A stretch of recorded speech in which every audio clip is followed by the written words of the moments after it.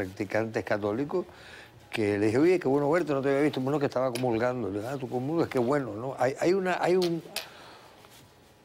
una euforia de cambio del desgaste que había antes de esto, antes de las relaciones entre Cuba y Estados Unidos. Y ahora que venga el Papa, que es un Papa dinámico, que es un Papa que se va al pueblo, que el pueblo toca con él, ¿no? La cantidad de gente que lo recibió en La Habana, desde Rancho Boyero hasta que llegó a la primera parada, yo no la vi en las anteriores, honestamente. No las vi. Con la de Benedicto, menos aún. En la plaza había más gente que la que había con Benedicto. Y más gente que el primer Papa, que también fue una euforia bastante grande. A ver, Oscar Peña, reacción, no estuviste en Cuba, pero tu reacción de acá, del otro lado del estrecho de la Florida. Yo sé que hay ya en estos momentos una discusión un poco bizantina, larga, sobre el papel del Papa. Yo creo que se ha sobredimensionado por los cubanos, sobre todo fuera de Cuba, la reacción y lo que se esperaba del Papa. Yo creo que él es una persona, es un ser humano, y él entiende que es más útil a Cuba haciendo lo que ha hecho que alzar la voz en alguna de sus misas. ¿Cómo sabemos eso? Aunque ¿Él digo piensa cosas que concretas. eso es más útil para Yo los creo que el cubanos? Papa se podía ver hace 2 o 3 años, cuando comenzó, decir en el balcón en Italia, estoy en contra de la guerra esta fría entre Estados Unidos y Cuba, y creo. Hizo algo más, me parece más inteligente, convenció a los dos gobiernos de que es hora de zafar los nudos y se están dando pasos. El Papa es un hombre latinoamericano, es un hombre inteligente también, sabe que en Cuba la religión católica tiene un perfil muy bajo. Tiene un perfil muy bajo. Yo te aseguro que en las iglesias había más personas enviadas por el gobierno para satisfacer al Papa y la plaza que feligreses auténticos y sinceros. Y entonces él sabe eso, sabe que vivimos en una región donde los vecinos están muy mal y que Cuba tiene 2 renglones, mal que bien, que es la educación y la salud, y que lo que nos falta es los derechos humanos, pero él considera que estas cosas se pueden ir logrando poco a poco. Me parece que es muy inteligente. Yo personalmente estoy de acuerdo con su filosofía. Me parece que el silencio, en lo que podamos decir que hubo un silencio, porque también expresó algunas cosas, fue un silencio sano y fue un silencio inteligente para sacar más, ¿Podemos decir tal vez un silencio ingenuo? No, yo no creo que sea ingenuo. Yo creo que es inteligente para sacar más. De verdad, Daniel, yo pregunto, ¿ustedes consideran que ese es el mensaje que necesita el pueblo cubano? Y no quiero ir con esta frase de siempre, un pueblo que no tiene voz. Podía haberse convertido el Papa en un momento determinado en la voz de los que no tienen voz, y específicamente, en este caso, que él llega a Cuba en una coyuntura especial. Fue mediador entre Barack Obama, Raúl Castro, y llega a Cuba en ese momento. Además llega en una doble función. Me dicen que es una visita pastoral, pero llega como ¿qué? Como jefe de Estado del Vaticano, llega como el gran pastor universal. ¿Cuál de las funciones? Bueno, llega en varias funciones. La función política me parece a mí que la destacó cuando habló de las nuevas relaciones entre los Estados Unidos y Cuba. Mira, yo creo que hay que tener cuidado con este Papa. Este Papa es sumamente inteligente y estoy de acuerdo contigo de que él prefiere trabajar detrás de bastidores y lograr cosas que hacerlo de una manera abierta y vocífera. Yo creo que el Papa, y esto es una cosa que se va a verificar, la historia lo va a verificar, el Papa, tanto Barack Obama, creen que este cambio va a introducir a Cuba unas variables como nunca se han visto en Cuba en 54 años. Y que el cambio es inevitable y que el paso a la democracia y a la apertura es ya inexorable. Esa fe puede ser totalmente destruida por la historia. Por ejemplo, desde que vino Juan Pablo II, después Benedicto y este Papa, el régimen, se puede decir, quizás se ha fortalecido más, su aparato represivo sigue en pie. Estando el Papa en Cuba, está poniendo en cárcel a disidentes y atropellando. La Primavera Negra vino años después de la visita de Juan Pablo II. Exactamente. Entonces uno puede decir, tomar una postura escéptica y decir que este Papa podía haber hecho más.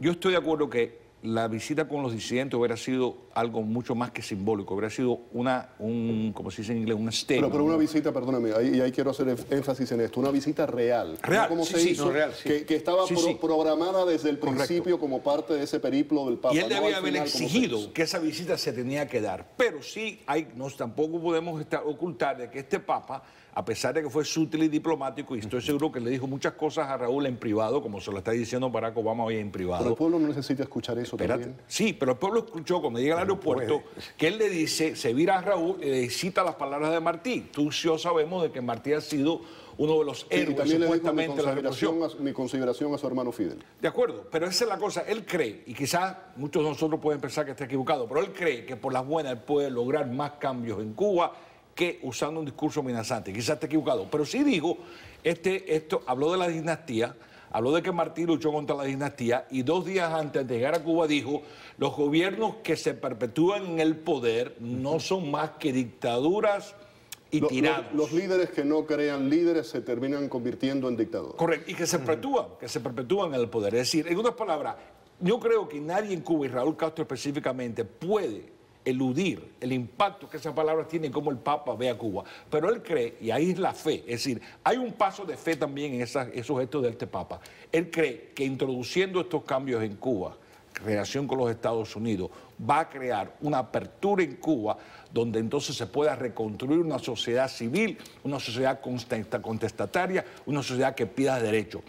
Eso la historia lo puede frustrar. Quizás después de aquí a 5 años la posición de Raúl y el gobierno se fortalece con la levantadura del embargo, que este Papa estoy seguro que mañana va a decir algo, pero también me parece... Ahí volvemos. No solamente ese Papa, el Vaticano en general ha condenado históricamente todos los embargos. Perfecto. Ahora, ¿por qué vas a hablar en el Congreso de los Estados Unidos del embargo, si es que habla, y no te refieres a una serie de temas de fondo políticos en Cuba?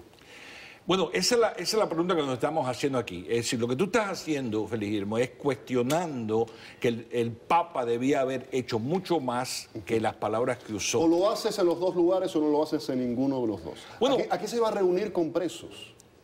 ¿Los opositores en Cuba? No, estoy de acuerdo. Es decir, hay una forma de mirar lo que el Papa hizo o no hizo de una manera de decir, no cuestionando por qué no lo hizo y quizás tú puedes decir, mostró una posición de debilidad. Pero muchas veces el Papa que ha lidiado, los papados han lidiado a través de la historia con diferentes emperadores y reyes, personas altaneras y arrogantes, y el Papa, la Iglesia ha sabido luchar de cierta manera con ese tipo de regímenes y poderes en el mundo. Yo creo que, repito, entiendo tu duda, la estás expresando claramente. Hay que entender la posición del Papa. Yo creo que el Papa en su corazón cree que esta apertura con los Estados Unidos y trabajando, hablando con Raúl detrás de bastidores, se puede lograr más que haciéndolo, como tú dices, de una manera frontal y con una confrontación frontal y públicamente. Efectivamente, podemos decir Juan Pablo II confrontó apoyando a Solidaridad en Polonia y fue una de las causas que llevó a la caída del bloque por un soviético. cambio de sistema. Correcto, exactamente, no queda la menor duda.